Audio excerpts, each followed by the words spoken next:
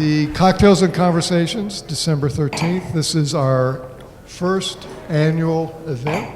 We've done 11 of these, if I recall, and we're thrilled to have you here tonight. I want to thank the AIA, Rick Bell, Cynthia Krakauer, John Lopresto, Emma Haberman, Eve Dilworth Rosen, who's, I think, at home with child. Is that true, Cynthia? At home with child. My colleague and really the engine of this committee is Abby Suckle. We thank her. Thank you very much, Abby. And I want to sing the praises of Toby Cecchini, our mixologist. Praises be sung. Abby and I did some exploring a couple of weeks ago. We went out to Toby's new bar at 110 Atlantic Avenue in Brooklyn, and it's terrific. It is a, we were pioneers of exploration, and it's a terrific bar. It's warm, they're friendly, and there are terrific bartenders, or mixologists in this case. So I encourage you. 110 Atlantic Avenue, the Long Island Diner, and Toby not only has a great bar, he has a great kitchen and an office. He's done a terrific job on that. So we have a wonderful lineup tonight. In addition to Toby, we have our esteemed architect, friend, colleague, advocate for architecture, Hugh Hart, drinker. I got that out of order. Our esteemed drinker and advocate and architect, and our equally esteemed and accomplished cohort, James Sanders. And it's a real delight to have this cabaret, and I think of Isherwood and Auden, and then I think of Joel Gray and Liza Minnelli. But I look up and I see Toby and you and James, and what a night for a warm winter evening. So, Toby, would you like to take it, please? Take it from the top. Great. Thank you. We're a smaller group here tonight, but a lot of James Sanders is an old face that I know, and Hugh Hardy is a new nemesis, and I'll tell you why. I have to, for those of you who haven't been to one of the Cocktails and Conversations, I have the dubious job of matching a cocktail to an architect, both kind of to their body of work, but also to what they like to drink. And so I have to interview them beforehand, and I have to look at their body of work, and I'm not an architect or a design junkie. I simply look at their buildings and I say, there's that. What does that remind me of? And usually something just pops out instantly. This makes sense. This person makes huge, tall buildings. This person makes this kind of building. First of all, I looked at his buildings, and they were just all across the board. There's everything, every which way. There are really modern, austere structures. There are very old, ornate structures. There's things by water. There's things in highlight. I kind of wasn't getting a feel for it. So, we go to the tape, and I speak to Hugh, and he's a fairly forceful guy. And he just said what every single architect says to me: Martini. Yeah, it's a martini. It's like what they all say. And I'm like, okay, that's where we always start. Yes, I understand the martini, and I know you're all architects, and it's the only thing you want to drink. But no, this is not. I've done that. I've done that once. It's not going to happen.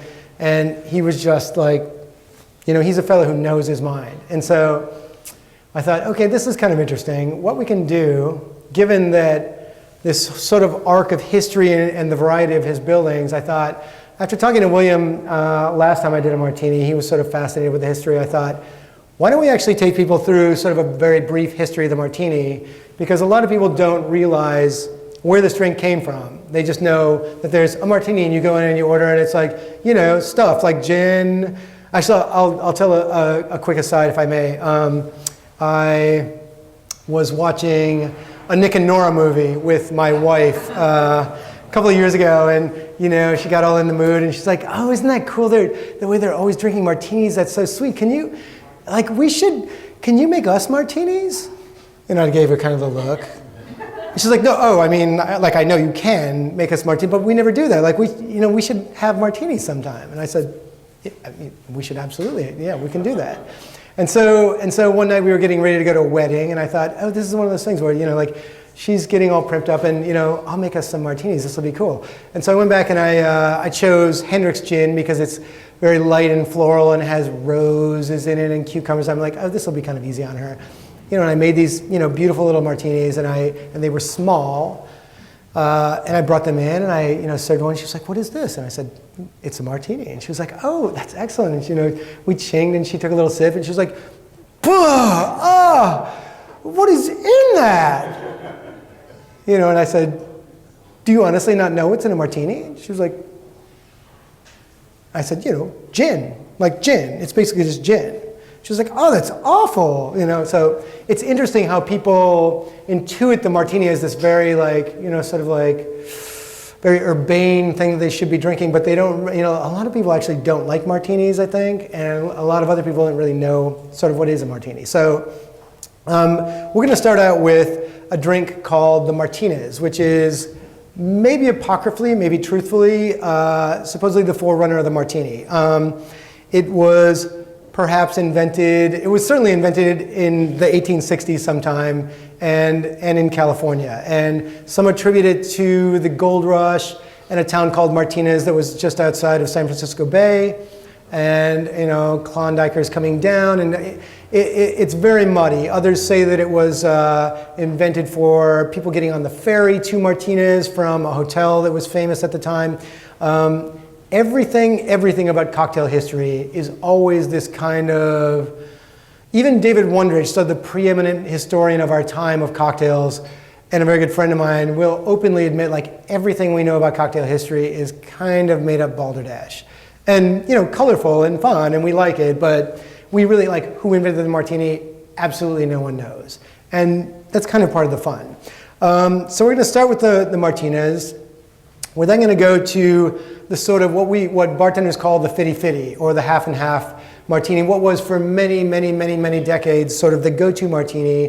When you think of at the turn of the century through the 40s, the 3-martini lunch, etc., this was the martini. It is effectively half dry vermouth and half gin, and a little dash of orange bitters, and a twist. And it is, if you've never had one, it's actually a really beautiful genteel cocktail, I think you'll find. And then we're going to go to the bastardization that modernity has wrought for us, which is the dry martini. And just to show off its, really to take things and twist them, Hugh thought it would be nice to feature a vodka version, because nowadays we're drinking vodka martinis. And so we're going to do like a bone dry vodka martini.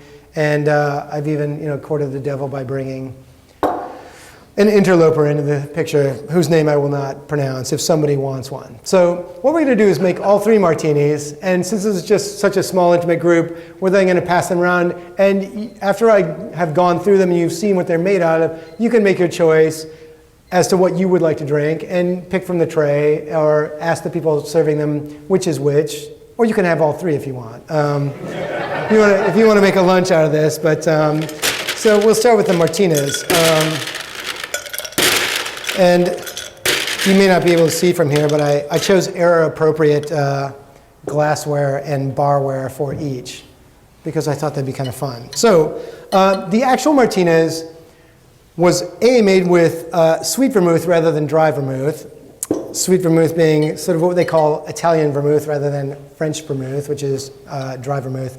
And it was 2 parts of sweet vermouth to 1 part of gin, which is really just a very, very, very different cocktail than one is used to. Nowadays, when we make a Martinez, if you go online and check out the specs on a Martinez, you will see things all across the board. You'll see the classic 2-to-1 sweet vermouth to gin. You will see 1-to-1 sweet vermouth to gin, and you will see the version that I'm going to make here, which is 2 gin to 1 sweet vermouth. Because for our palate in this day and age, that is plenty sweet. This is a sweet cocktail, particularly given that it also has a little hit of maraschino liqueur and a little hit of bitters, which in some iterations can be orange bitters, but a lot more people, I think, attribute Angostura bitters to it, which was, I think, appropriate for the era. So I like it with Angostura better, per se, so I'm going to make that version today. So I'm going to do 2 parts of gin, to 1 part of sweet vermouth. These all get stirred today. The whole debate about shaken or stirred is kind of a thing. Well, I'm putting 1 bar spoon of maraschino liqueur in there and 2 dashes scant of Angostura bitters. So the whole shaken or stirred thing, in sort of modern day bartending, cocktailian bartending, is, to even harbor the thought of shaking a martini these days is like saying, I kicked my dog, what of it? It's all right, what's the big deal? But, I have to say, when I make a martini for myself at home, because I'm old as the hills, I actually shake it. And that is such anathema to bartenders today. It's just not done. Martinis are stirred. I happen to love that sort of shards of ice on the top of the thing, but people think that that's a very 1960s kind of like James Bond thing. In fact, Jerry Thomas, sort of who we think of as the father of modern bartending, who wrote the first book of receipts, as he called them, recipes for cocktails, in 1862 rather, but he prescribed shaking martinis. So it goes back a very long ways, but nowadays you are very hard pressed. It's seen as very, very lowbrow to shake a martini these days. So we don't do that. I can shake a martini if you like. I can put olives in it if you like, but we're putting that on the back burner for now. Moving along to what various sources say would be late 1800s to early 1900s, we start getting dry vermouth coming in, and that's where the Fitty Fitty came in. Still a gin-based martini. I like to do martinis at about 3 ounces. In an earlier iteration of this cocktail and conversation, I showed how I brought a very, very small martini coupe from the bar that I took over from 1949. And they are literally 1.5 ounces. And this is how people used to do the classic 3 martini lunch. Because it was, these were like tiny shots of gin. And so over the course of 2 hours, you might be able to do down 3 of those. This, by the way, is an 8.5 ounce glass. That's virtually an aquarium full of alcohol, and so you have to start thinking about how this is done. So you have to find where you live with these things. I think a 3 ounce martini is sort of.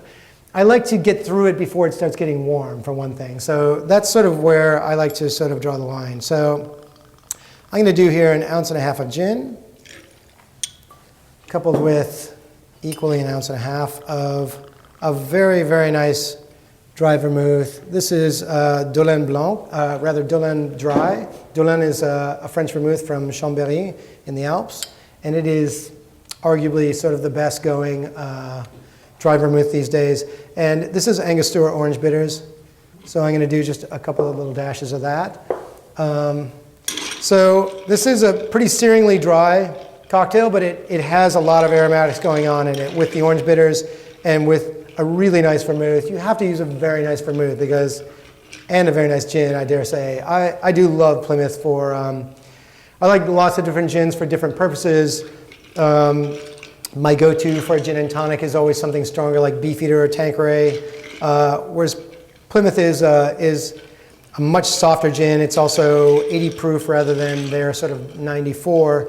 And so it plays beautifully in, I've just always loved this gin from Martini. So I'm killing this. This has been on here for, untold minutes. But when you're not shaking something, when you're simply stirring and letting it be, it takes longer. It simply takes longer to chill down. So the Martinez is ready now. And we're going to just do that in a very small coupe, the way it used to be. And I've even got an old knife, the way bartenders would have cut off your twist for you there. And just, it gets one little spritz and in. So you can see, is that a martini? Sort of, kind of, it's a very interesting version thereof.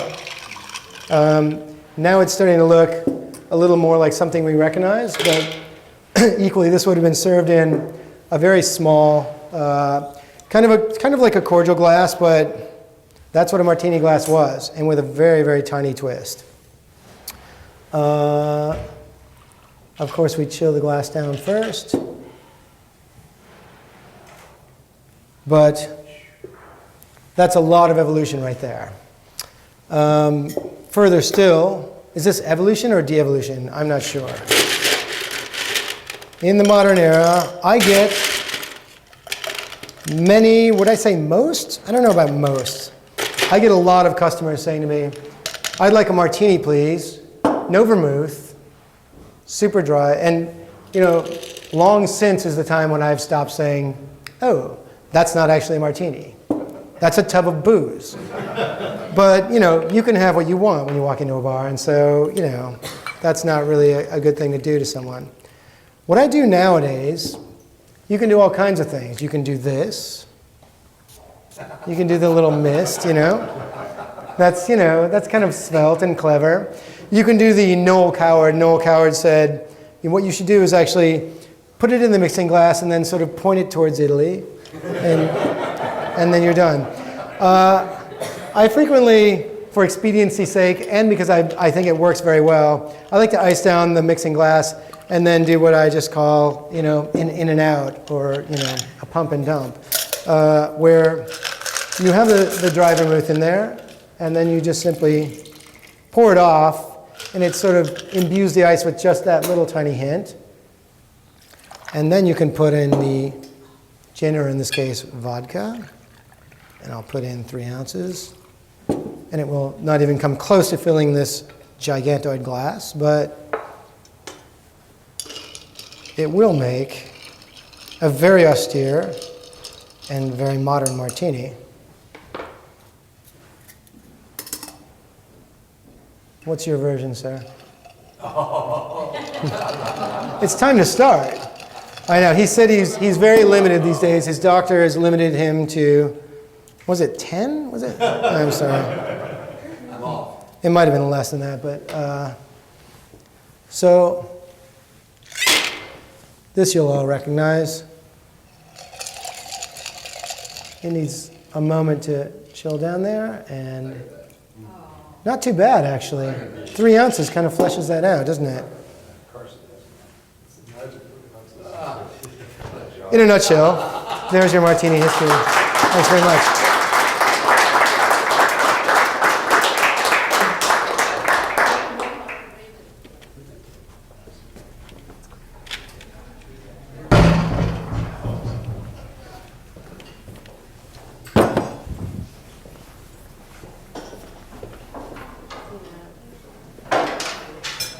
So this, oops. On? Is it on? This is the prehistoric martini. So it sounds a little sweet, but A fitty-fitty? cheers. Oh, this is the second version. We'll give this a try. Is this on? Yes, it's on now. This is a chance to give great thanks for our sponsors tonight. One Fine Stay, which is appropriate for the drinks. So one fine stay and have a martini along the way.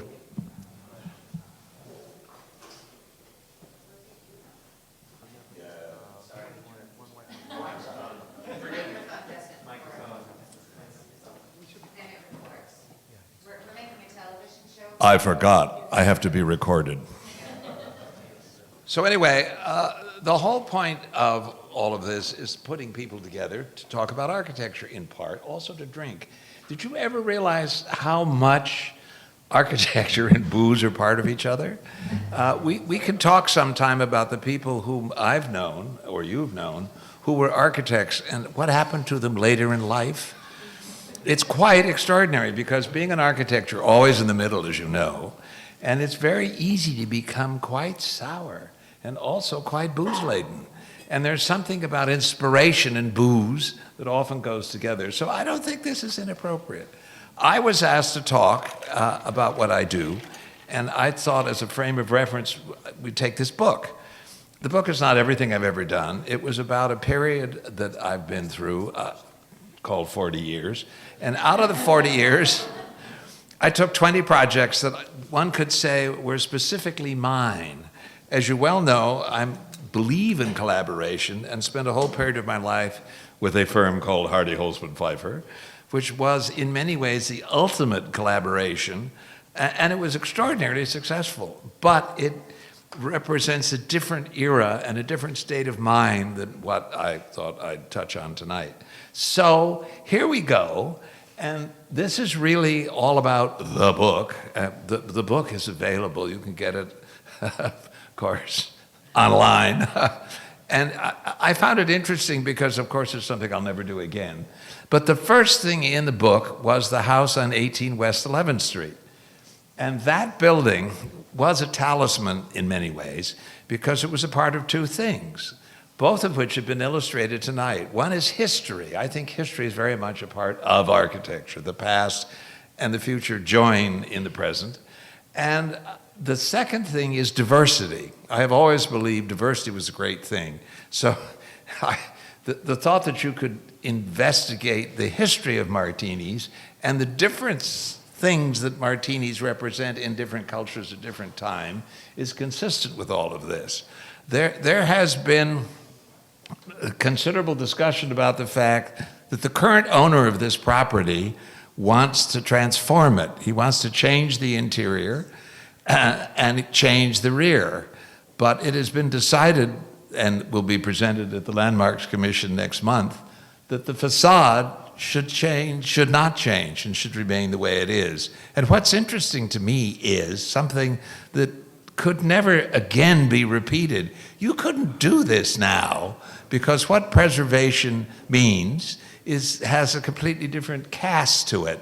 This was because there had been the 18 West 11th Street was blown up by the students taking the Weathermen on because they were going to blow up the library at Columbia. So they were down in the basement here at 18 West 11th Street making bombs. And instead of blowing up Columbia, they blew themselves up. And it is an extraordinary moment in time. What do you do about that? And as always in New York, there were two points of view.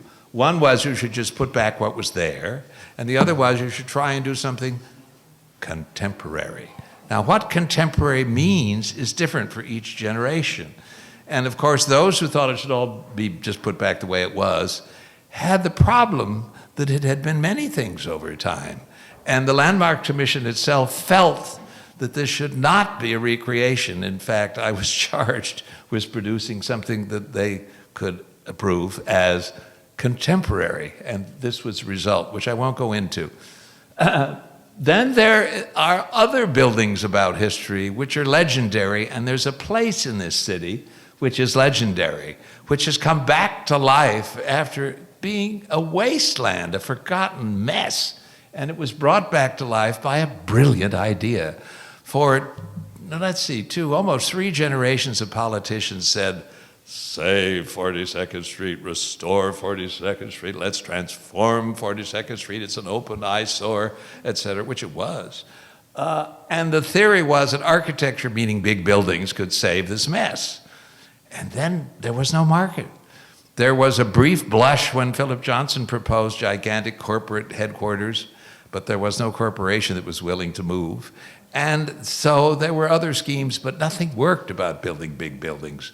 And then somebody had this really crazy idea, because there were 20 theaters on this street, existing, moldering away, used as third-run porno places.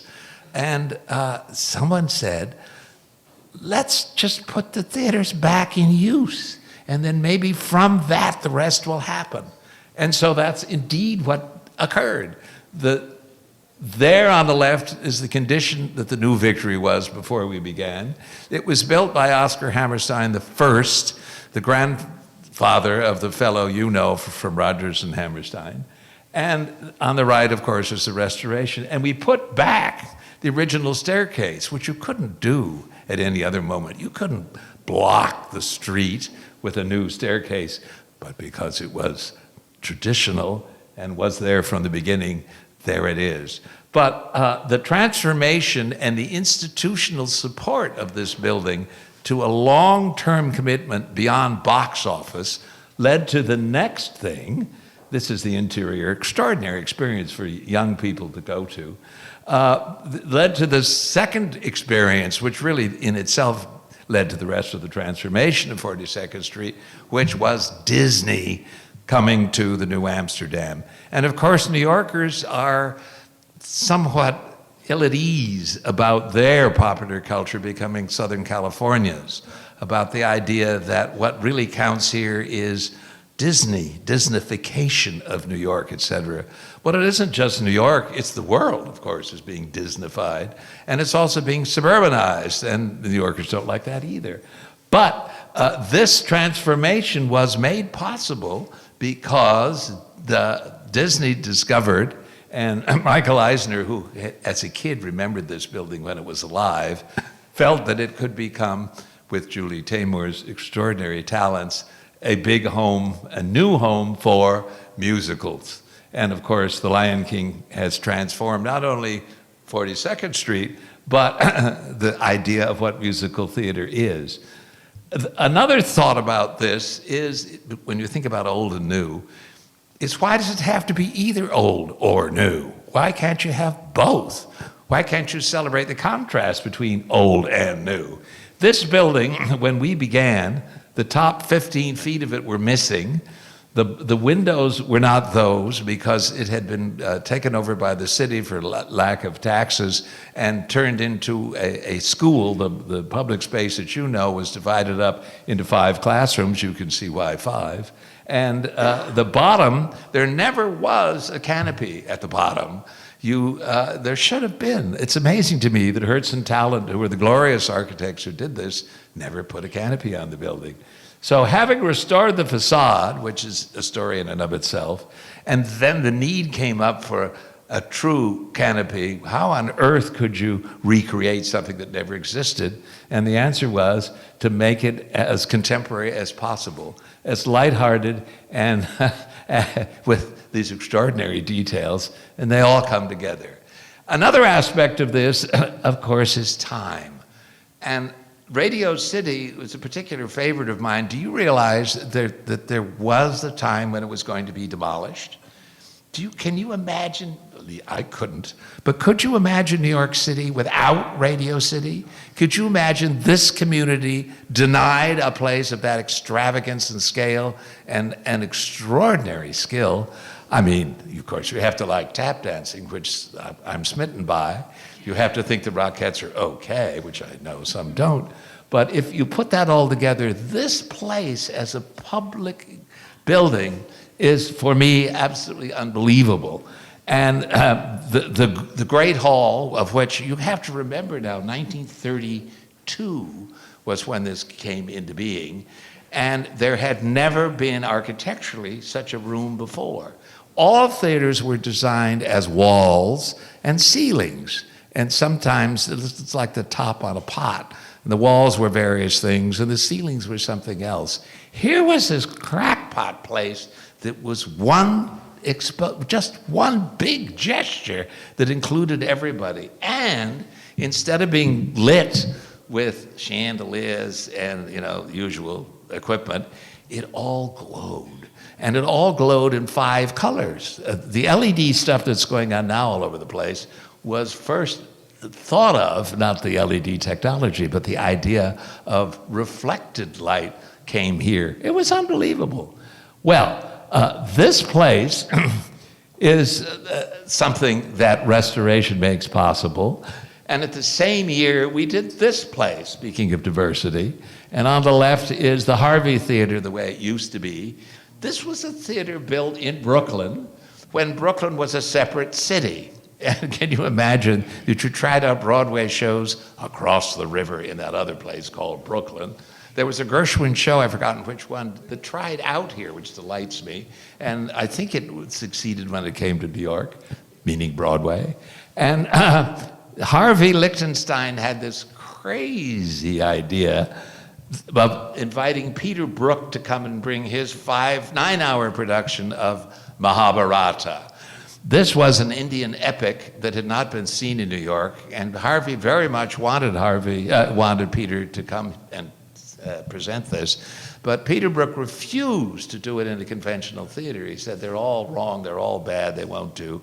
Remember, he had been presenting stuff around the world in rock quarries and other extraordinary venues.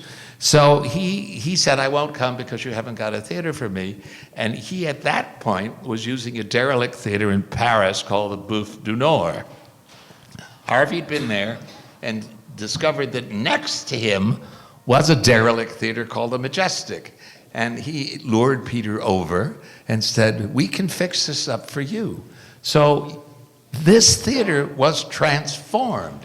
It used to be 1 story taller. Those arches on the left and the right are 2 stories, right? Well, there's a whole other story below that. And the seats that you see there are actually the mezzanine, and a portion of the orchestra which sloped on down to the original stage was a story below. So this is in part a restoration of use, not a restoration physically of what the thing used to be. And of course, there's no environmental change, I mean, any aesthetic change about the interior. And Peter loved that idea that you could be in a room which showed you the passage of time. It's the reverse of Radio City, where we were doing everything possible to make you think you were in 1932. And here, we're doing everything possible to have you associated with the passage of time. And I must say that although Mahabharata was pretty spectacular, seeing the cherry orchard here, which is all about the passage of time and changing in society, it was unbelievable. Then there is our most recent adventure, which are these little tiny theaters. And I think it's important to know that things don't have to be big to be important.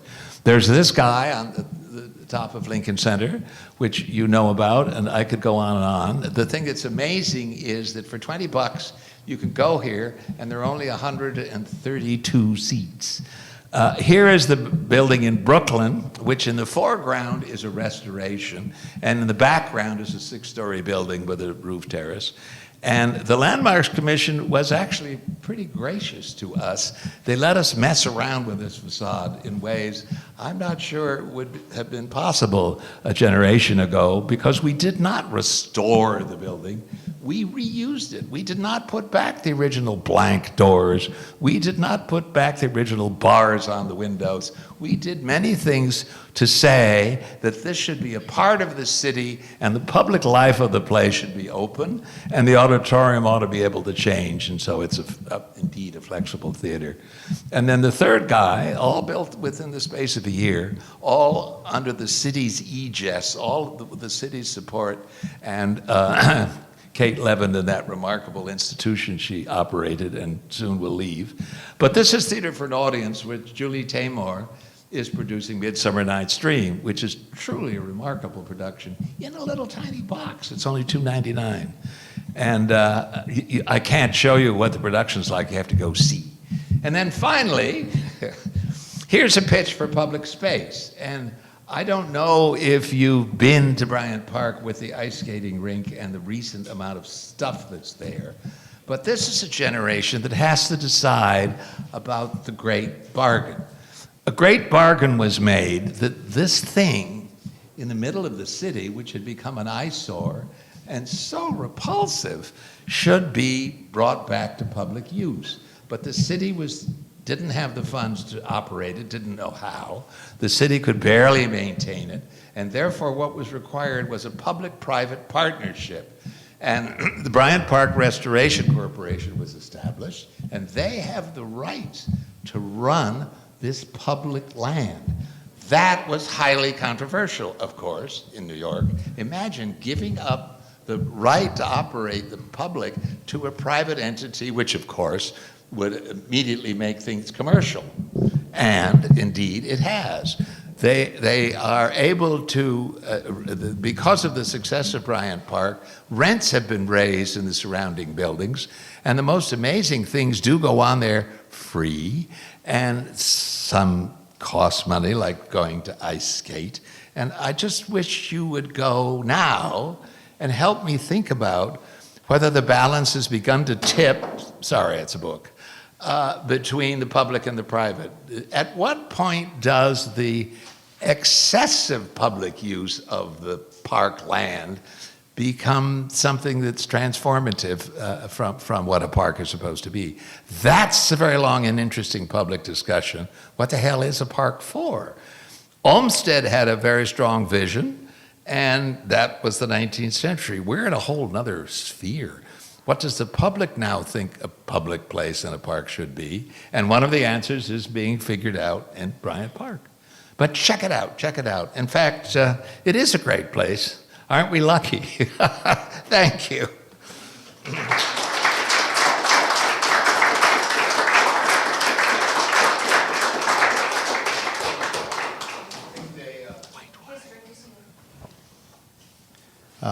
Well, thank you, Hugh. I'm James Sanders, and what a pleasure it is to be here and see all that wonderful work. And the book is lovely. I've been looking at it during the day today and preparing and enjoying. And I'm here, I think, in part because my life and career has been in very different ways, but interestingly, overlappingly, I think, poised, one might say, between the world of scenic life in film and also a bit in theater, and in the life of the city and architecture itself. And I wrote a book called Celluloid Skyline about New York and the movies, whose premise was to learn what filmmakers know and try to see if we couldn't use that knowledge to make cities better. And in a way that's, it seems to me, very much related to what Hugh's work is all about. And I've actually worked on a number of projects. As we talk about them, I'll get into it a little bit. A number of the projects we've just seen, I've been involved at different stages in their lives, in I think interesting ways. But what really struck me in reading Hugh's work and thinking about Hugh's work was it really reminded me of something that was probably the most key sort of secret agenda I had in doing this book. And it was about the fact that I was so struck. I went around and I interviewed production designers, art directors as they're called in film, and including some of the greatest ones. Some of them have passed away now, but one in particular I'm thinking of now is called Bob Boyle. He designed many of Hitchcock's films. And he said something to me that I never forgot, and indeed I put it right in my book. I was telling him that I was working on a book about New York and the movies, and he sort of got in the spirit, and he said he didn't want me to get too wrapped up in thinking about the sets and the production design.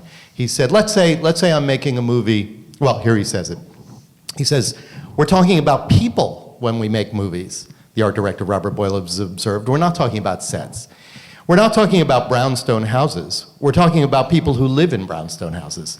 If this girl comes home after a hard day and she's all alone and I want to make a statement about how alone she is, I want the room to maybe make a long shot with a certain kind of lens that will say how lonely she is.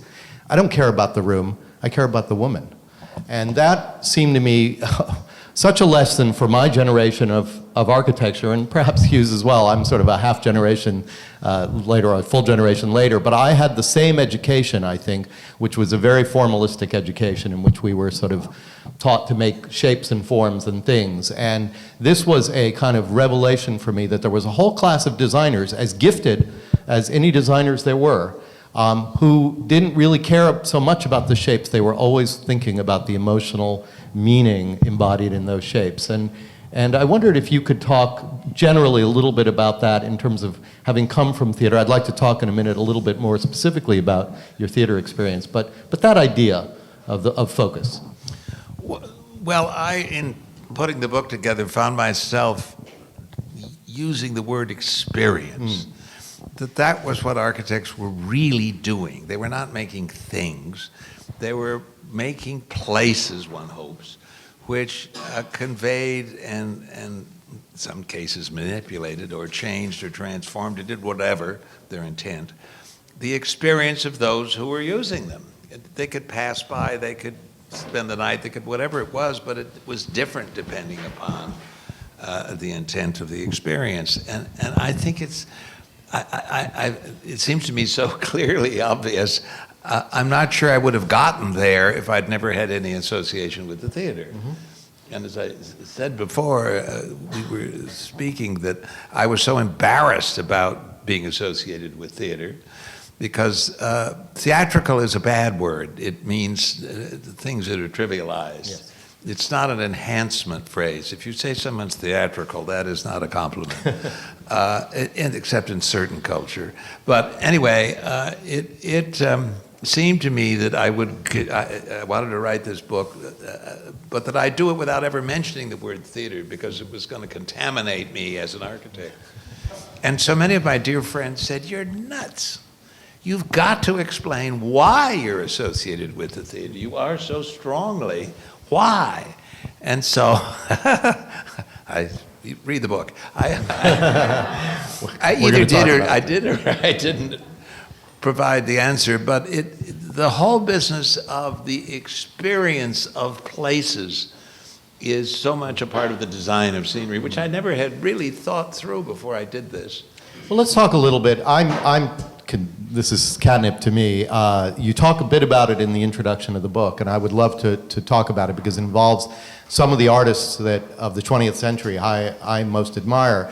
You, first of all, you found yourself working for Joe Mielzener, who I learned about in doing my book. I was not really of the age to see a number of the shows he had done, but I learned about him, and I was fascinated because he designed one of the most important films in my book is called Street Scene, and it was made as a film in 1931, but it had been based on a play in New York on Broadway called Street Scene, and it had this revolutionary idea, which I think was very much the point of this conversation. He had the idea that the play was by Elmer Rice, and it was about people living in a tenement on the West Side, sort of, I guess we'd call it Clinton today, in the West 40s, and it's the hottest day of the year. It's 24 hours in the hottest day of the year. It's an interesting premise, by the way, which was pretty usable. There was a film called Dead End a few years later which used it, and if you actually think about it, Do the Right Thing used it 50 years later as a very workable premise in a completely different way. But that hottest day of the year, 24 hours in a day, what's going to happen? And all done through this kind of tenement life. And it was Mielzener who had the idea to actually just show the facade of the building, never have any other sets, just use the city itself as the great scene. And then it was turned in, King Vidor made the film of it and sort of activated in interesting ways. So I was just fascinated by it. What was he, you really got to know him and work with him. What was he like, and what did you learn from him? Well, theater is so much a part of storytelling, and I think there's a very interesting movie that I don't know what it was. I guess it was a television thing. Anyway, it's Joe describing his work on Death of a Salesman, which is in the Library of the Performing Arts at Lincoln Center. And it's absolutely astonishing to realize that a scene designer had so much influence on the structure of the play because he felt that the story wasn't working the way it was written. And it was written in the old-fashioned thing, set, goop, curtain, boom, set, click, somebody comes in here, something. But the machinery of changing the scenery was taking over from his point of view, the production. And for him, the importance of storytelling, and it was he who first invented the stage on a stage, meaning that you could have platforms come and go without stagehands, that you could have furniture move around all on its own, that you could actually transform a place without having the curtain come down and have stagehands do it. All of that was part of his cinematic understanding of what theater could do to tell stories. And he did that in Death of a Salesman. Of course, he did the incredible set with the house, the freestanding house, and then the apartment house looming over it. And I want to bring this up because I want to talk about it later when we talk about the 11th Street project. There it is. It's just a set. It's this the Loman's house, which had been built in a sort of optimistic freestanding house, and now it's a big part of this extraordinary set that this big apartment house has been later built and dimmed the life of the Loman house.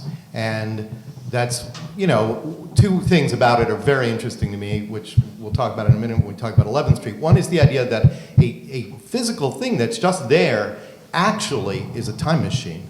It's telling you a whole story right there. Something happened and then something else happened. And that other thing, the second thing, affected the first thing. And they're just, it's life proceeding and society proceeding and hopes may be dashed or whatever. So right there, a physical object can embody time. Can But embody the layers of time. glorious thing that Joe added to all that was in the flashbacks, because the play was written not in linear fashion. It was two things at once, where you learned the backstory and went forward, and then there'd be a flashback and so forth. It was actually quite complicated, and that made the scenery more difficult and had to be smoothed out. But Joe understood about the romance of what it was like when Brooklyn was young, and when the trees all had leaves, and when it was spring, and when because he was a master at lighting, and he projected all over this miserable background, which then dimmed away of brick tenements, and it was spring, and you could imagine the same house, the same physical place, changed in time. Right, as if, in a weird way, the way Lohman himself would have seen it, sort of overlaying on what's there, the memory, as we all do, as we walk through the city and we see the city we see, and then we... And the other one. All the other ones that we've had. It was just magical. Would you tell us just for a minute, because it just, as I said, is catnip to me, what was the life of working in that office and doing, what were you actually doing? And what were you learning as you did it? I was drafting. I was drafting. I could draw. I was lucky. I drew the hotel in Gypsy. Remember Gypsy? I drew that hotel room. I was so excited to have drawn the hotel in Gypsy. And Joe, of course, was a poet with the brush. Yeah. He could go into his studio and then produce these extraordinary things, which were backdrops or scene frames or whatever. But he had this ability to paint both sides of the drop and light both sides, so he could create the illusion of absolutely infinite depth in those little tiny boxes that are in New York theaters. Yeah. And then he discovered, because he did the lighting, backlighting, which is now a cliche in television broadcasting, but you light people over their shoulders this way, and they become three-dimensional, which of course television flattens everything out, but not, I mean, you look at the morning news and the guys are all backlit. That was all Joe, but he had this ability to conjure up the past when all the backlighting would suddenly turn blue, and you knew you were in another world. And his ability to do that was absolutely extraordinary. But what it was like to work there, you didn't see any of that. It was very work-a-day. And I was with some remarkable people like Stephen Armstrong and Ming Cho Lee and so forth. My favorite was Ming's suggestion. We were doing, what was it, Jerome Robbins. It was Gypsy. And, you know, you'd think a great choreographer would understand how things work in 3 dimensions. Jerry could not read drawings. And, you know, we professionals should remember this, talking to clients. You think you can read drawings. They don't know what you're talking about. And they're ashamed to admit it. And they'd say, oh, yes, yes, yes, yes. And then 2 weeks later, you find out they didn't understand the presentation. Well, he couldn't get what was going on. And it was a very important sequence because there were a lot of scene changes that had to happen very quickly. And you never think about it this way, but it's actually to stage a very complicated musical because it has so many different aspects to how the stage is being used. Anyway, Ming Cho Lee had the great idea that if we taped it out on the floor, what the problem was, not show him drawings, and walked him through it, he'd get it. And because that's the way he thinks about space, it worked. He got it for the first time. Interesting, marks like a dancer's mark. Yeah, because that they was, don't you know, then hitting the mark. Yeah. But he could read the floor, not the drawings. Did Mielzener use models? Oh yes, very, very much, very much so. Yes, sorry. So much for TV. Yes, but did he use models? Yes, he did use models, but not the way architects use models. No. As miniaturization. Right. he used his models more to figure out how things would work physically. Right. The blocking and Yeah, figuring out all the movement. they were not little houses and Yeah, all yeah, that. Because his gifts in delineation were so fantastic. Now, you already had been at architecture school. Yes. Yes. And Yes. so you had really been, and this was Princeton, if I recall, Yes. in that era. So you had really been seen Tiny high, class. yeah, high architecture, though. I mean, really, like, I mean, in yeah. the sense of the We didn't think so. the citadel, the temple, and of high modernism of those days.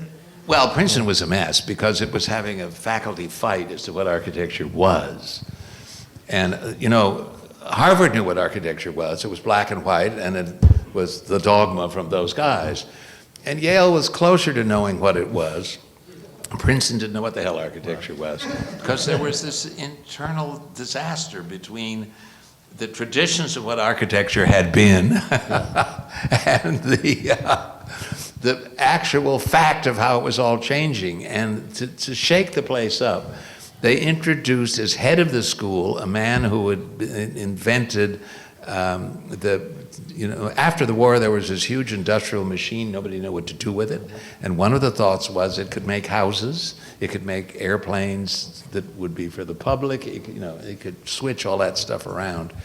And this fellow, Herb McLaughlin, not Herb, but his name was McLaughlin, had made mobile homes and prefab stuff. And Princeton thought, we're going to be on the cutting edge if we have him come. Well, the faculty all went nuts because they couldn't stand him and he couldn't stand them. And we were the students in the middle of all this. And there were brilliant people in art history. I mean, we were actually taught art history and taught old buildings. And the other schools, the other fancy schools had given all that up because the past didn't exist. Didn't exist. Johnson said he wanted to lock the. Furthermore, he said they wanted to lock the library. Incredible though it may seem, not only could you go to school and get credentials from a fancy place and have no history of architecture, but the whole thing was taught without color. There was no color in architecture. And that was reinforced by the fact that all the publications didn't have color. There were no Kodachrome slides. I mean, I'm old. And it was an amazing experience. I write about in all those wonderful 1950s films that are set in great settings like The Best of Everything. They're supposed to take place in the Seagram building and places like that. But of course, when you get into them, when you look at the actual sets, in many ways they're very, capture the international style of that era. But with a big difference. The real international style interiors were always this monochromatic. Yeah. Maybe there was a little wood, great natural wood. Ezra Stoller's photographs are exactly the way they should be. Whereas in films, of course, they had Technicolor, and they had to show off the Technicolor, so they would throw panels of color on it, but that didn't happen in the real thing. Now, you then, just to make this all the more perfect, got to be in the middle of two extraordinary figures, one on the architecture side and one on the scenic side when you worked on the Beaumont with Eero Saarinen. Right. And now that must have brought everything together. But what was the frisson of those two men working together, and where was your place in the middle of it? They knew each other from the Army. They had both worked in camouflage unit. The Army didn't know what else to do with either of them, but they put them into camouflage. And they respected each other because they were each at the height of their profession. Eero wasn't well recognized in New York, like the New York crowd, but he was certainly well recognized in the profession. And he was hired on the basis he was the new wave. Yep. He was going to bring something new to Lincoln Center. Remember who else was hired? They were all New Yorkers. They were all the clique. But Eero, they reached outside the community. And why did they do that? Because they had said, crazies, they were going to build something New York never had. They were going to build something called the New York Repertory Theater, which was going to present the classics of all time. That was never defined what classics mean, although it was going to be red, white, and blue. It was going to be American theater. And so if they were going to design a brand new institution, the like of which there was nothing else, you would do what? You would hire the two most experienced Broadway people. Elia Kazan, who of course was the triumph of Broadway at the time, and Robert Whitehead, who was a producer, had done some of the most amazing productions of Broadway stuff. Well, they were supposed to present a form of American theater that would transform American theater in a building designed by Eero Saarinen, which would transform theater because it was to be different than anything else that ever existed. Well, you could imagine all that within the constrictions of New York behavior. And it was fascinating because although Joe and Eero knew each other, they were supported by different, what's the word? I don't want to say cliques, but different, their support came legitimately from different sources. And they didn't understand each other. They both spoke English, but they didn't get it. Joe's knowledge of the world was all instinctive. He was an absolutely brilliant artist. Everything was touchy-feely. I've said that wrong, but you know what I mean. Intuitive. It was intuitive and it was experiential. And Eero was, I have never, ever, ever met anybody like that who was so obsessed intellectually about how things work and why. Why does this go this way? Why does it have to be like that? Why can't it be something else? And he would not stop. I'm not surprised it was his brain that ate him up because he was, he pushed beyond what was possible for a poor old human organ to do. And it was just endless. And I was his kid. Talk about accident. I was his kid in between them. And I would get a phone call from Eero Saarinen about what Joe Mielzener had said the day before, and this is what he meant, or is that what he meant? And it was bizarre, and of course I had a great time, because I was trying to translate for Joe what Eero was talking about, and even though, as I say, they both spoke English, he didn't understand it. You really were an interpreter in a way. I really was, a cultural interpreter. Not that I did that much, but it was interesting because the Lincoln Center got in, like all major projects, the terrible time of troubles where there's no money. And that's when they sawed off a bay of the Opera House. And several other things happened. And Joe had designed a small theater to go under the Beaumont. And they cut that out, couldn't have that. It's called the Mitzi Newhouse now, if you've ever been there. And so it was decided that would be removed. And Joe was in Europe, which he went every year on the French line, always went on the French line. And I don't, kids are crazy. You have to watch out for them. I had the idea that this shouldn't happen, that they had to build this building. And so I sent a cable to Joe in Paris, France, saying, we've got to do something to keep this project alive.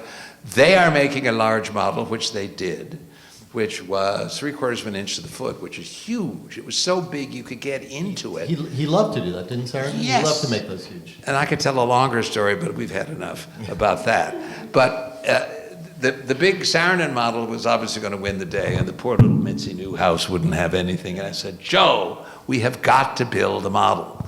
And I said it would cost X. God knows where he found the money. And we spent X and built the model, and so I claim that initiative saved that little theater, which made it even more amusing that I'd get to put another building on top of the whole thing. I know, Full circle there. Huh? Yes, enough. Well, you went on to do architecture. Yes. But always with your eye on this. I mean, I think some of this work is extraordinary. The 11th Street project, I think, is, I'm old enough to, I was actually at Columbia, not when they were about to blow it up, but soon thereafter. And, it was, I remember going and seeing, I don't know that I was there the morning of that explosion, but I certainly remember seeing it about 2 days later or 3 days later. What an amazing thing to do this just... It was gone. It was gone. They just eerily enough, like the buildings on either side. And the year before, that had been made an historic district. Yeah. There was no such thing in New York except Brooklyn Heights. That was the first. And then this portion of the village was thought so important, it was made an historic district. And boom. And so, of course, the commission didn't know what the hell to do. And when you proposed that scheme, I'm going to say it was sort of front page news. I don't remember it was literally on the front page, but it really was. It was Ada Louise above the fold in the second There you section. go. That's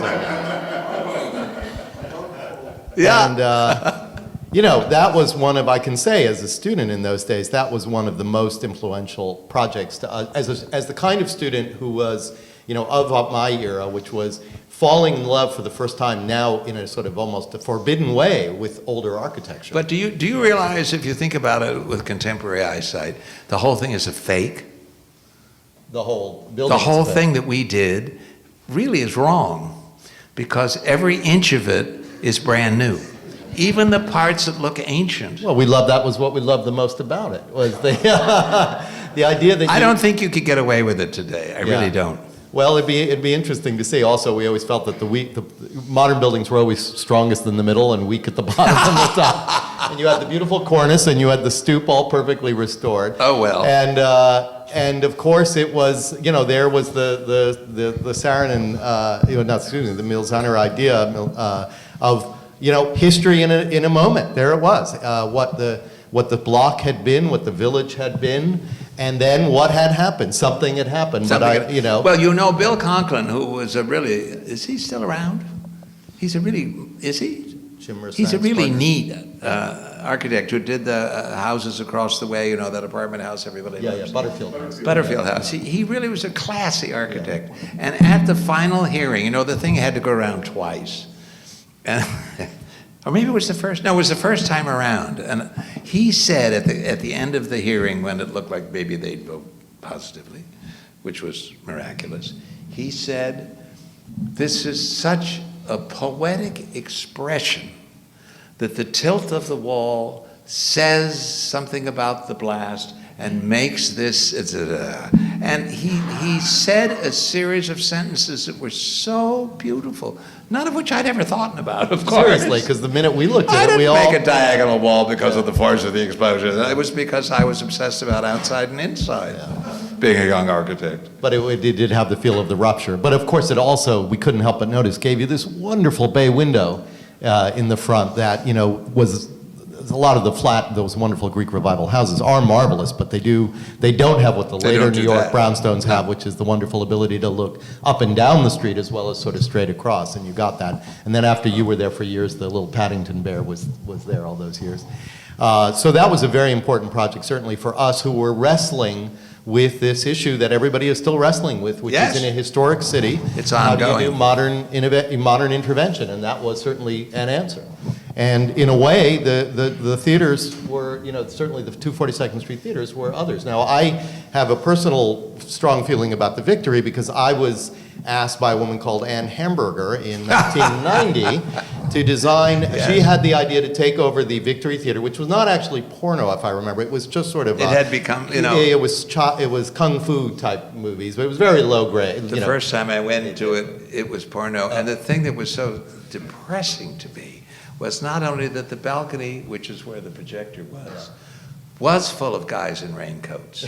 I mean, it was true. But that the screen itself upon which this horrible TV image was, I could hardly see what it was. The screen was filthy. Yeah. It had drips and stains all over it, and it was so vile. It was a pretty amazing room to be in, and we started working on a play. The idea of the play, called Crowbar, was that it was going to basically tell the story of the theater. And the theater, it turned out, was, you know, not just Hammerstein had built it, but David Belasco, it was his laboratory to invent modern American theater, was created. He put in giant elevators, and he had the first dimmers. There had never been dimmers before. It was on or off, and he put in these, and there they were. The windings had been, all the metal had been taken away, but there you could see the giant drums where the windings had been, because that was the only way they could actually get the light up and down. And I, with my literally head full of old Warner Brothers films from the 1930s, where the backstagers, as they were called, where the action would go between the front of the house and the backstage scenes and the house, I said, wouldn't it be fun if we could somehow look at the theater in section, longitudinal section, cut it so that we could actually see part of the show happening in the flies and part of it on the stage. And so we did it. We put the seating sideways to the theater, and we did the show just like that. And we got to enjoy, and for 3 of the happiest months of my life, I got to live in that theater and do that show. And then we didn't know what was going to happen. Then Douglas Durst had all that property, and it Yeah. was not clear what was going to happen. And True. then you guys came in, and you did, of all things, turning it into a children's theater. And Well, taking that, you know, That's the famous Rebecca Robertson, which is a story in and of itself. But it is interesting to repeat what I said before, that it was the commitment of that crazy crew, Marion High School and Cora, I mean, wow, to create an institutional theater on 42nd Street instead of a commercial house, which would be totally dependent on the box office. They were there for the long term. And because of that, Michael Eisner said, well, okay. Eisner would never have agreed to be the first on the street because they'd be eaten alive. right. Right. So it's a very Well, they interesting made sequence. it, in a way, family-friendly. Yeah. The new Victor, your theater, your first theater made it family-friendly, Yep. and then it became, you know, the world we know today. And I always like to make the point that I get so frustrated, and I was so in the thick of it in the 90s, with all these people whose vision of New York went back exactly 17 years, to say Times Square is being ruined, it's being turned Yeah. into a middle-class family place. And I would look them or argue with them online. We were just starting online arguments. And I would say, do you think New Yorkers could have built Times Square? Times Square was a middle-of-the-road, middle-class place for the butter and egg men, famously, to come in, the salesmen, to come in. And New Yorkers couldn't have sustained 50 theaters. Right. It had to be the national Right. middle-class family place. And, you know, it hadn't been by then in 20 or 30 But I think years. that's why New Yorkers resent what's happened, because it isn't their culture, it's Southern California. And the Disneyfication, the suburbanization of the values it represents, isn't what Times Square used to be like at all. Well, I made the argument that Ziegfeld was the original Disney. I mean, it was a little racier, but basically it was a national audience. It had to be oriented to a national audience. Yep. And that's why there was the Times Whoever Square. they may be. Right. It's a national audience generated by New York, as opposed to Yeah, national audience generated by some other place. Right. but things change. Fair enough. Things change. And then, of course, in a way, the BAM, the Harvey, is so fantastic because you basically then pushed it. It's as if we could have taken when we did Crowbar, when we had the old theater and we put the seats in like that, we could never, we had to get permission from the fire department, and we could never have made it a working, real theater. We got a sort of one-off permission. We But you did that, we basically. could Yeah. never have done any of the things we've done in Brooklyn if it were in Manhattan. Yeah. It's only because of what Brooklyn was, I hope it stays that way, that you could get away with stuff that Yeah. you just could not do here. When the Harvey was ready to open, the building department in Brooklyn said it doesn't look right. We can't give you a permit. You know, you're not allowed. And I said, what do you mean we're not allowed? We meet all the code requirements. We had every distance to every exit, we had every stair, everything, all the measurements, it was perfect. And then they said, yeah, but it doesn't look right. And it's true, it didn't. You know, nobody had ever seen a public building in New York look like that. We can't give you a certificate of occupancy for a thing that looks like that. Right. And I said, Until it's finished, right? Yeah. peace. I'm the architect. I've signed it. I'm in charge of aesthetics. And you're in charge of how it works. And if I write you a letter and say that the way it looks is okay, will you give us a building permit because it works properly? And they said yes. I think it's. I think in a minute or two we'll open it up to some questions, but let's just do two projects, one of which you've already brought up. When you made the addition onto the Beaumont, a project, Oh, yes. you know, which you had worked on yourself. As a Oh, young yes. man. What did that feel like to kind of come back to something which itself had now taken on a certain place? You yourself had changed. Well, you have to remember it Yeah. took 10 years. Yeah. It was an idea that Bernie Gersten had 10 years before it actually came into being. And it has a lot to do with the extraordinary relationship between Bernie and the other half of why Lincoln Center Theater has been successful. Andre Bishop is absolutely amazing, and the way they complement each other and the discussions we went through to get to the final result, I would love to talk about all night, because it proves what I think is so important about collaboration and respect for each other. Anyway, That thing couldn't be built. There was no money for it. And it certainly wasn't going to be built on the roof. We tried to put it every place we could. We tried to put it on the North Terrace, which nobody had ever seen. Before Diller and Scofidio got to work, nobody went and looked at the Beaumont from that direction. Now that there's a bridge there, you really see it. They've actually cleaned up the masonry, and it looks pretty spiffy. You can see what Eero had in mind. We tried to put it because the plan was changing so that the access to the Met and the cars, they were going to go away, and we could put a little theater down there. And then Joe Volpe prevented that because he didn't like the idea of people in front of his stage entrance. And he staged a protest with all of his union people. It was really quite impressive, and I'll go into that another day. And then we tried to put it, there was another place we tried to put it. Anyway, we tried and tried and tried and tried, and we never could pull it off. And finally we said, if you're gonna do this, and you know, there's only one place left, it's on the roof. And Liz Diller supported it, and she, of course, walked on water at that point. We were, you know, also Rands, and It involved some pretty fancy engineering, if I remember well, correctly. no, it's actually interesting. Another lecture, but Eero's building, you know why it looks the way it does? Because it's got that big box. You know what's in that box? Books. Do you know how much books weigh? Tons.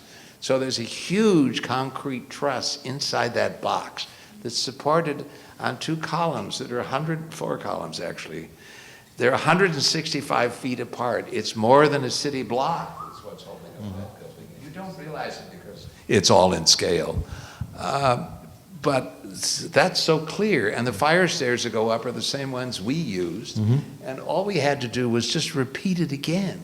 So we took that same premise, and on top of the concrete truss, we put a steel truss, which of course weighs much less. And it goes 165 feet from place to place. And the fire stairs go up. And because the theater itself had to be 2 stories tall, you couldn't have a 1-story theater. You'd hit your head on the lights.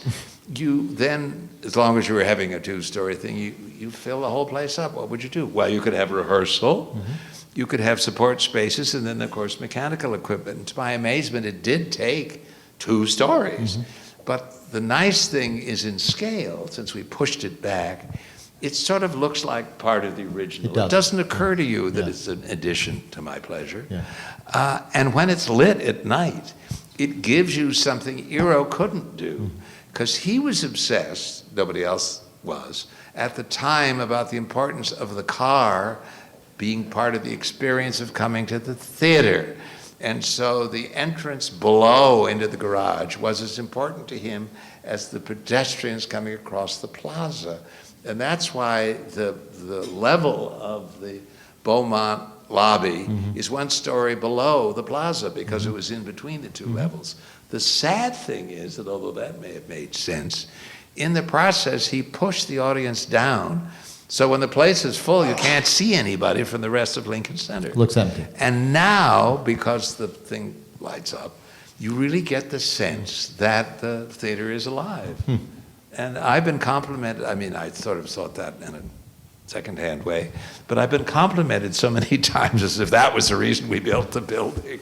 It's interesting about that. But it really was very simple. Yeah. I'm thinking of the Kimball, Cons Kimball. He thought a lot about how he put these stairs coming up from the parking garage. If he actually thought about the processional, even though you think of Kahn as, with his head in the Roman ruins, he was of the, very much thinking about. Oh, no, that's another story. Yeah. Well, let's finish up by just coming back to Bryant Park, which is also, again, a place dear to my heart. I was asked by Jeanette Bamford at the Parks Council, with a then partner, to think about it in 1980. And we, in the space of 6 or 7 months, began designing and popping up bookstalls and a flower market on the corner and cafes and so forth, and began the process once again in a very kind of ad hoc, almost guerrilla action way, to make people think that the park could be something other than this grim place for selling marijuana and so forth. It was and a then drug center beyond marijuana. What? What's wrong with that? You know what was wrong with that? It's actually a really good question. The problem was that women did not feel comfortable there. It was a very threatening place to. It to- drove to everybody people. away. Yeah. It was, if it had been limited, we actually, what we did, by the way, I can speak to this about, we did not get rid of the drug selling. What we did was we pushed the marijuana selling back to the back of the space right behind the library where Hugh's building would go, but we made it discreet. If you wanted to find it, you found it. But what we changed was, until then, people were standing at the entrances, and they're actually not trying to hurt anybody. They were threatening looking, and they kept people from entering. So we made it part of the ordinary New York experience of, all sorts of things happen on a street. If you want to find it, you'll find it, and so forth. And then it was the thought that the terrace, which had now sort of become the sort of redoubt of the cellars, would actually be displaced and enlivened by this new structure that the restaurant structure, which itself was very controversial at the time. But like so many things, it's an accident the restaurant is there because it's an accident of the original plan. The library is built on the foundation of what was the reservoir. And it actually extended all the way out to the western end of that terrace. The terrace was part of the original land of the library, and it didn't belong to the park. So you could make a deal, boy was it complicated, to establish the restaurant as an entity which was leased to a private thing because it was on the land of a private thing. Yeah. And that allowed the camel under the nose of the tent. I do take very seriously your concern about what's happened there. We were brought in, Jeanette was brought in, the Parks Council was brought in because there were plans to take over the lawn for a private, it may have been an ice skating rink, it was some sort of use like that. It was privatizing park space, and the Parks Council, which was a not-for-profit advocacy group, was brought in to fight that. But on the other hand, no one had any other ideas what to do with Bryant Park in those days. It was just they figured, well, we'll do that because it's something.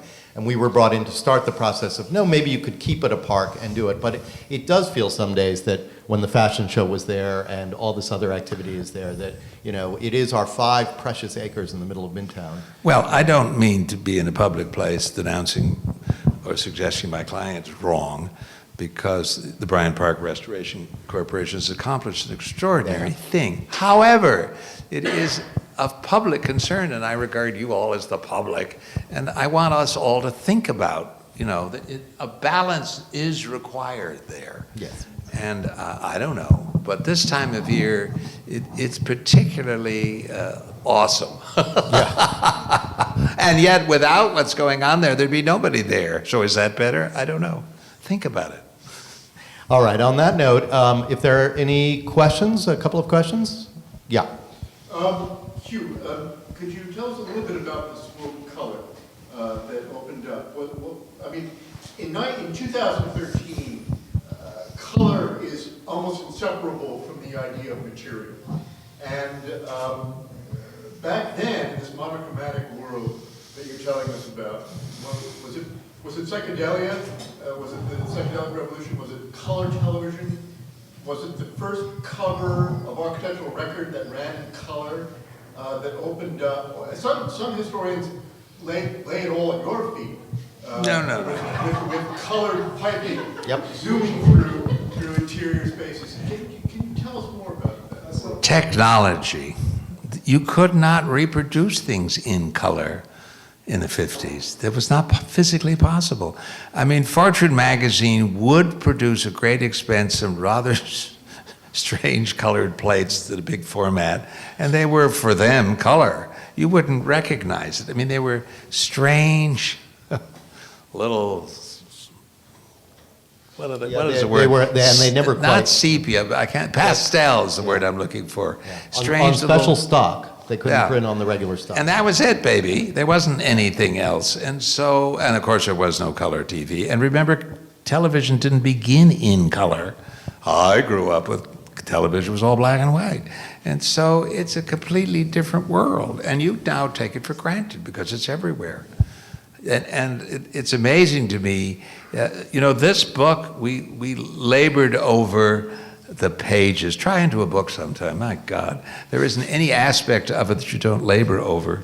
And do you have coated stock or not? If you have coated stock, things are prettier, but then it's slippery and it doesn't seem like a real book and so forth. But all of this is an extraordinary advance because we've got color in black and white and the whole thing. And you used to have special pages in a publication Tipped if in you were as going to well. have color. But that's architecture and media.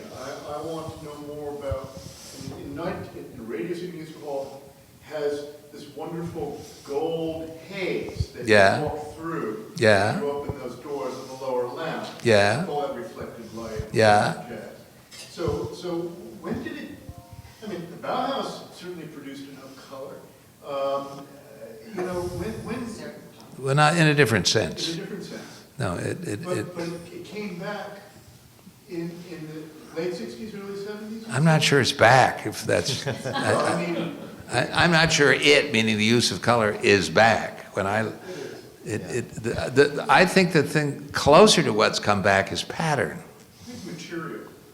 No, pattern. I mean, we're nowhere near material. Nobody knows what anything's made out of anymore. I do think that I think- it's been running through the conversation, is there was a high-low divide. Scenic art and art direction of movies were not taken seriously No, by true. high architects. True, They true. were not, the kind of lush experiential quality of the interior of Radio City Music Hall was considered on a par with sort of interior decorating. It Well, was- Morris Lapidus, of course, was absolutely beneath the salt. And I can remember that myself as late as, and it was, with all due modesty on Hugh's part, part of the revolution was those fantastic interiors, for those of you who don't know, exposing ceilings for the first time, letting the ducting run through, coloring the ducting. Then you got Centre Pompidou, which some of us thought had just been ripped off from these guys. And, there was these new ideas. That's Hardy Holzman Pfeiffer, which is a whole other story. Another book, not by me. Sure love that area. One more? Yeah. I'm baffled by the 1980 design for Times Square, which was by Philip Johnson, but the fact that you have three buildings that were identical in design, Right. and they were very banal, and I just don't understand, that one tableau of architecture is not to repeat yourself across the street from each other. And I just don't understand. No. It was to play safe. It was the statement was to fix Times Square. We have to build buildings. And who would want to live in giant buildings? Modern corporations. And what would modern corporations like? And the answer was a new Rockefeller Center. And Rockefeller Center buildings, as you well know, stylistically have a lot in common. They're not all the same by any stretch, but they do have an overlay of stylistic connections. And Philip's things were presented as a contemporary version of how New York could be saved if it had another Rockefeller Center right there at 42nd and 7th. And he It was, I mean, that was what it was. It's so banal, though, is the point. Oh, well, banal's beside the point. Well, it was Phillips. Yeah. And there were 4 buildings, actually. All right, one more. What made you choose to do theater, focus on theater? I was allowed as a kid to come to New York alone.